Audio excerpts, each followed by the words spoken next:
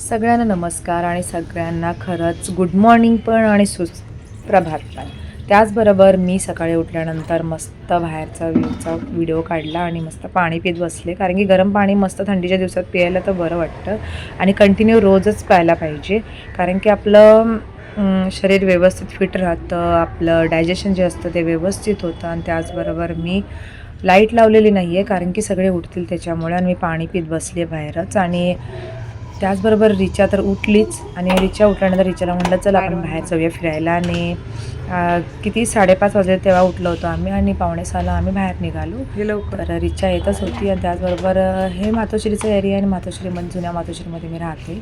आणि खरं तर आहे ना, सकाळ सकाळी मस्त फिरल्यानंतर थंडीचे दिवस आहेत, मस्त झोपायला पाहिजे, पण आपण मी तर कधीतरीच फिरते, सारखं नाही फिरत, कारण की इतकी थंडी आहे त्याच्यामुळं कोण दिसत पण नाही आहे बघा.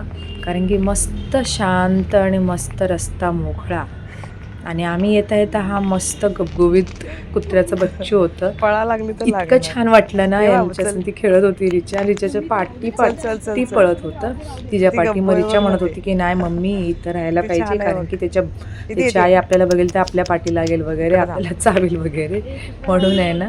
मी तर हमेशा म्हणते की यार आपण मम्मी घरी घेऊन जाऊया रिचा, तर नाही, कुठल्या पण आईला आणि बाळाला वेगळं कशाला करायचं. आणि हां, असंच काहीतरी वेगळं वगैरे असेल तर आपण आणू शकतो.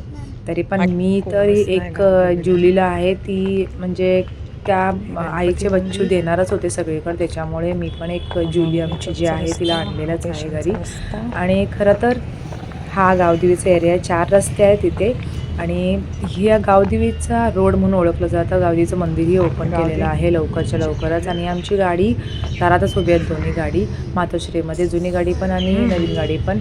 आणि मातोश्रीच्या जुन्या मातोश्रीमध्ये मी राहते. खरं तर आहे ना, खूप म्हणजे खूप जुनी बिल्डिंग आहे. रिचाचा बघा हात खूप म्हणजे खूप थंड आहे, तिला मी हात म्हणलं पकडलं तर बापरे पूर्ण बरफ झाला आहे, बरफ खरं तर. आणि आम्ही घरात आल्यानंतर ही बघा जुली, तिला वाटतं कुठून आम्ही जाऊन येतो काय येतो म्हणून वास घेत बसते पायांचे वगैरे. हे बघा हे चालू तिचं. आणि आमचे 2 मुली तर झोपलेल्याच आहेत, आणि त्याचबरोबर माझी थोडी कंबर दुखायला लागली, मी झोपले.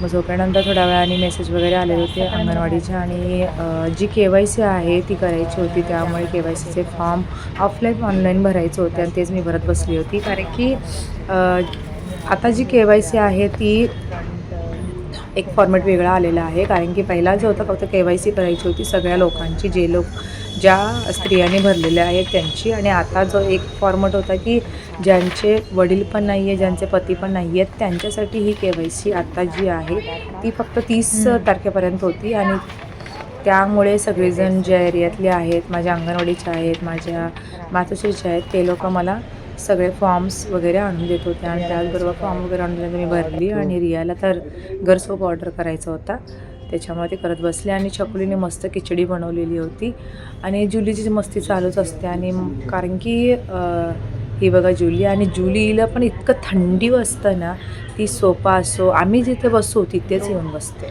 आणि थंडी वाजते तिला बघा, मस्त थंडीमध्ये बसते. तिला अंगावर घातलं असेल तर ती काढत राहते, टी-शर्टचं काय बनवा, आणि रिचा मस्त जेवण आणून वगैरे देत असते.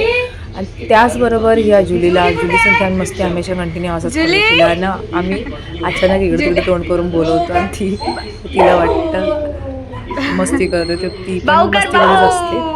कारण की कोण सारखं मस्ती वगैरे करत बसत नाही, सगळ्यांची कामं असतात, सगळ्यांची कॉलेज वगैरे शाळा वगैरे असतात, तरी पण चालूच असतं. तिला म्हणलं शांत राहा नाही, भू करतच असते ती.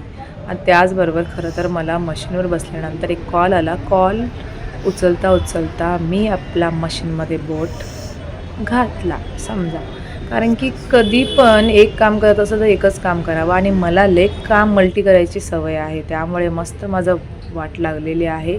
आणि त्याचमुळे मला कपडेही धुवायचे होते, पण छकुलीने सगळे कपडे हाताने धुतलेत. मशीन नाही माझ्याकडे, सासूबाईंकडे मशीन आहे, पण सगळे कपडे हाताने धुतलेली. गॅलरी होती, गॅलरी पूर्ण भिजली होती. रिचाला सांगितली गॅलरी तू धुवून घे वगैरे, कारण की हाताने कपडे आणि भांडी घासायला तर जमत नव्हतं, त्याच्यामुळे मुली असणं खूप गरजेचं आहे आणि भांडी तिने व्यवस्थित घासून घेतली. त्यांची होती नाईट आणि खरंच हाय बाय वगैरे करत चालूच होतं आणि ते मला बोलले सेफ्टीचं इंजेक्शन घ्यावं लागेल कारण की सुई घुसले, लोखंडाचं काही घुसलं तर आपल्याला सेफ्टीचं इंजेक्शन घ्यावंच लागते TTचं. आणि खरंच थँक्यू सो मच. बाय.